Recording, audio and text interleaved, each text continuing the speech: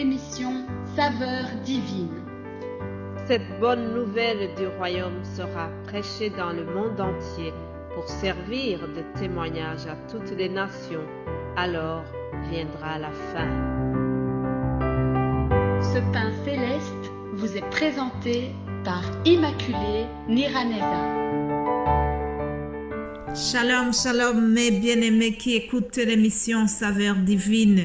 Que la paix de notre Seigneur soit avec vous. Je bénis le Seigneur encore une fois pour le souffle de vie. Hier, nous avons commencé la semaine et je vous ai dit le titre que nous allons suivre durant les 5 jours qui sont devant nous. Je vous ai dit que rien ne peut empêcher la destinée que Dieu a prévue pour nous. Alléluia.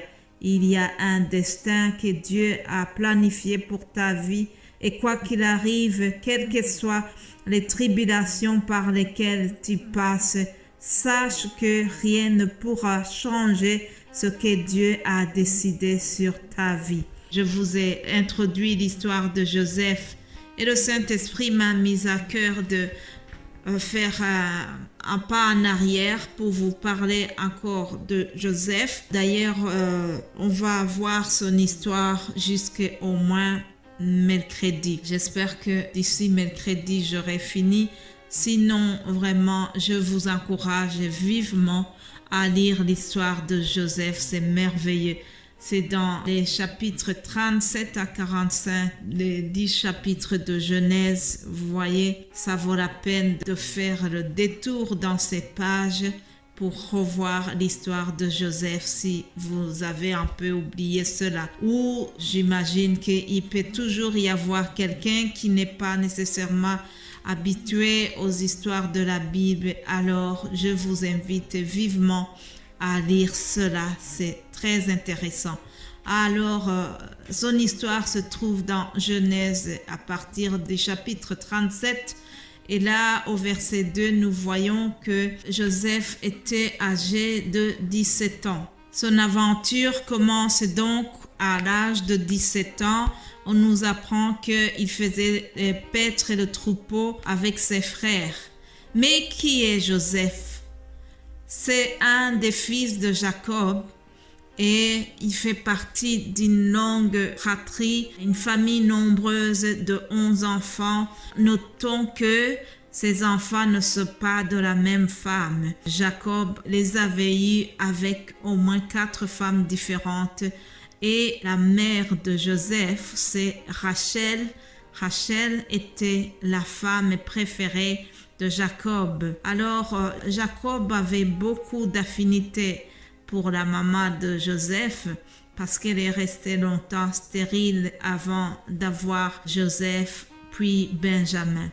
Joseph était donc un de ces nombreux fils de Jacob et il était le préféré de son père pour des raisons que je viens de citer. Mais en plus de cela, la Bible nous dit que Joseph rapportait à son père les mauvais propos des autres frères. Il paraît que ses frères n'étaient pas toujours corrects et c'est Joseph qui disait à son père toutes les bêtises que ses frères avaient fait. Et donc tout cela avait attiré une certaine sympathie vis-à-vis de son père. La Bible nous dit que ses frères virent que leur père l'aimait plus que eux tous. Et ils le prirent en haine, ils ne pouvaient plus lui parler avec amitié.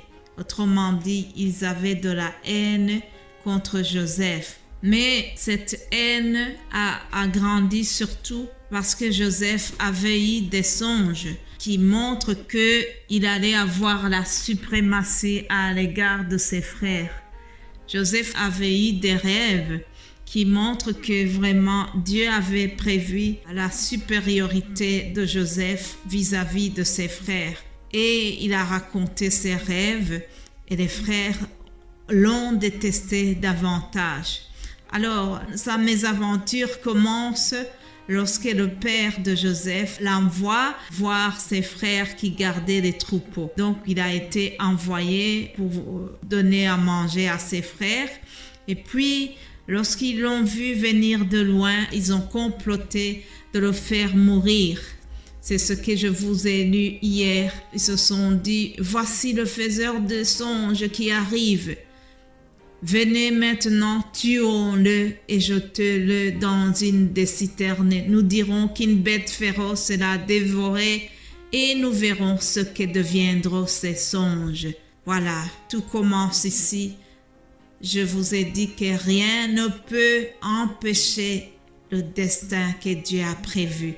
Ici, ils ont comploté de le tuer, mais cela n'a pas empêché ce que Dieu avait prévu pour lui. Donc, tout commence par un complot de la part de ses frères. Ils l'ont pris, ils l'ont jeté dans une citerne. Ça, c'est première étape. Il est jeté dans une citerne.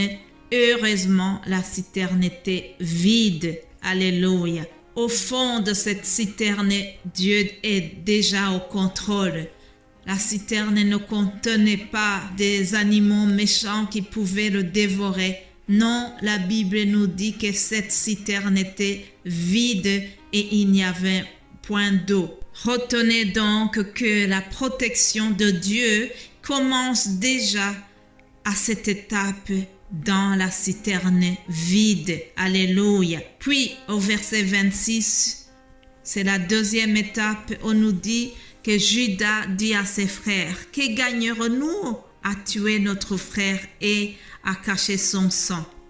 Venez, vendons-le aux Ismaélites.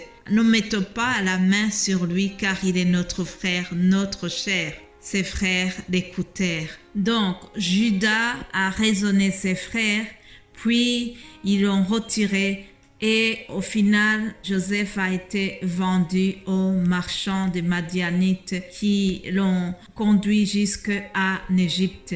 Dans la suite, nous voyons que les frères ont pris la tunique de Joseph, ils l'ont maquillé de sang d'un bouc et ils ont fait croire à leur père que Joseph a été dévoré par une bête féroce.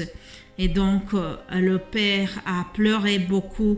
La Bible nous dit au verset 35, vers la fin, « C'est en pleurant que je descendrai vers mon fils au séjour des morts. » Et il pleurait son fils. Jacob a pleuré son fils. Il pensait qu'il est mort. Il a pleuré longtemps. On nous dit qu'il a déchiré ses vêtements tellement il était dans la tristesse. Il n'espérait jamais le retrouver puisqu'on voit qu'il a dit « Je descendrai vers mon fils dans le séjour des morts ». Donc pour lui, c'était terminé.